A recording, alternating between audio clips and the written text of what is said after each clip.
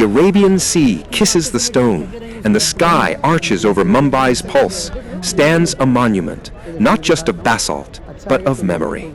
The Gateway of India, built not to keep people out, but to let history in.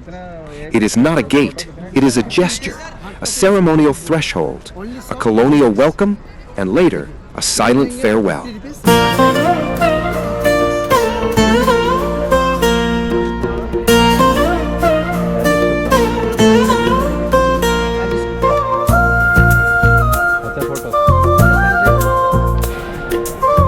In 1911, King George V and Queen Mary arrived in Bombay.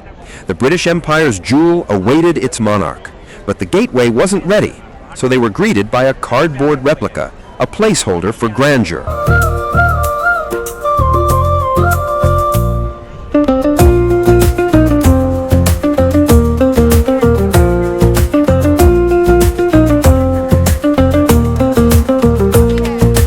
The real arch rose later, in 1924. Designed by George Whitted, it fused Indo-Saracenic style with Gujarati flourishes, a blend of Islamic arches, Hindu motifs, and colonial symmetry, a monument that tried to speak every language of power.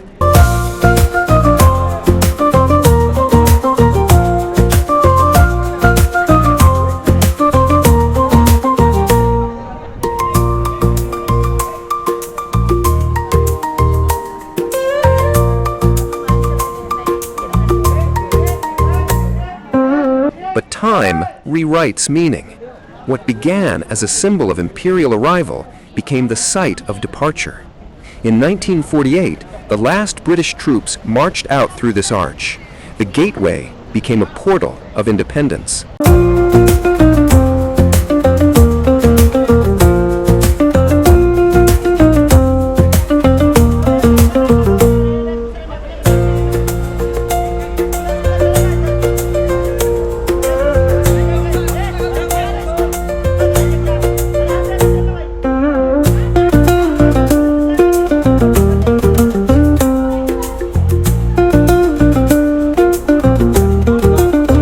Five jetties stretch out from the gateway.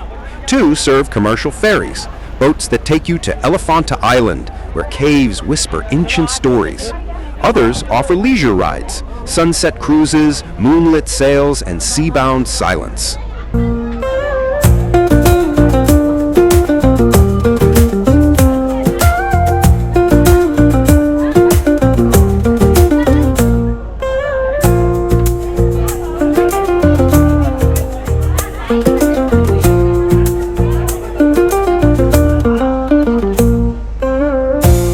Boating here is not just transport, it's ritual.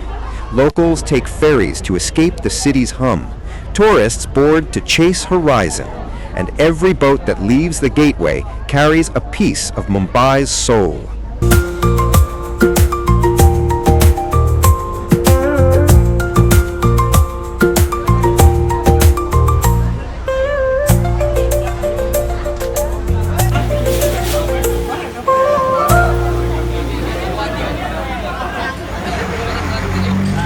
The sea here is not just water, it is witness. It has seen empires arrive and empires leave. It has heard cannon fire and wedding songs. It has carried cargo and dreams.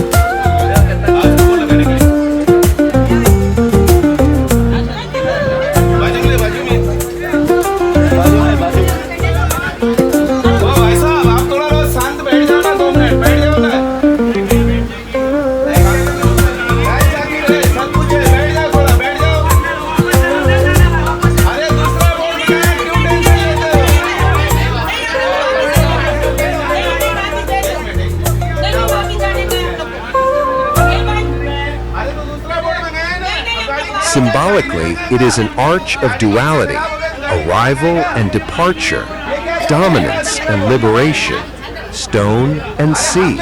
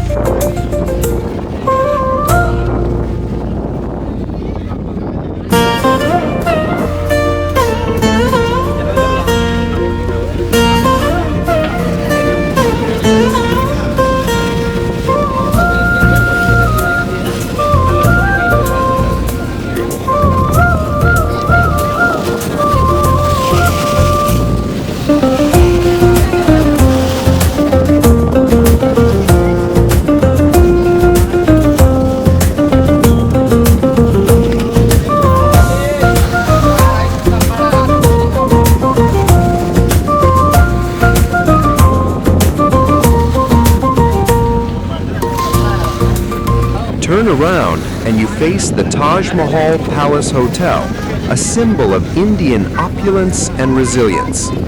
Built in 1903, it predates the Gateway and has hosted kings, presidents, and poets. Its red dome is as iconic as the arch itself.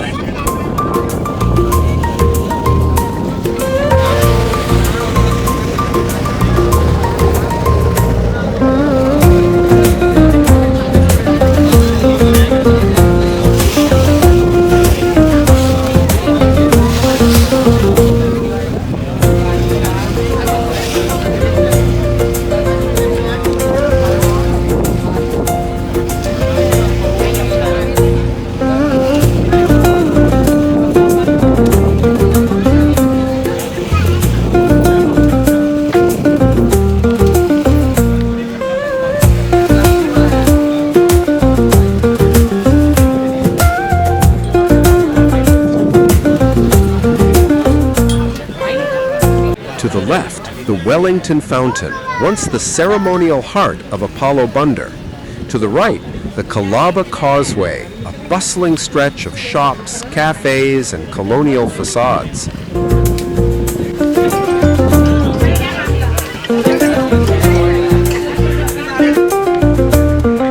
Further down, the Royal Bombay Yacht Club, echoing the city's maritime legacy.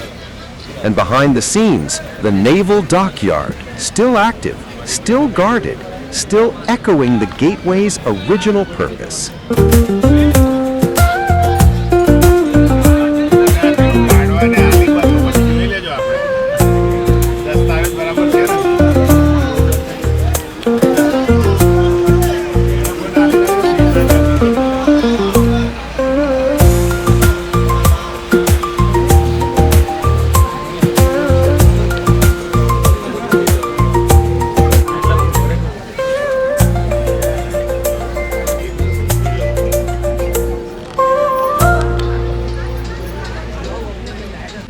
Standing 26 meters tall, the gateway is built from yellow basalt and reinforced concrete.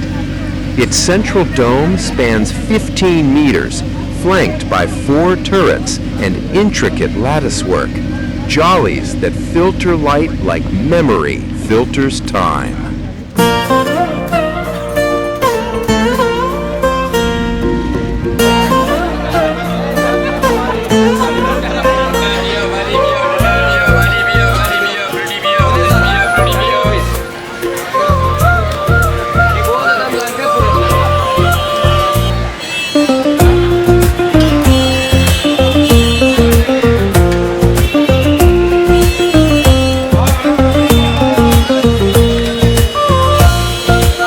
Indo-Saracenic style was a colonial invention, an architectural diplomacy, blending Mughal, Hindu, and Gothic elements to create a visual language of control masked as respect.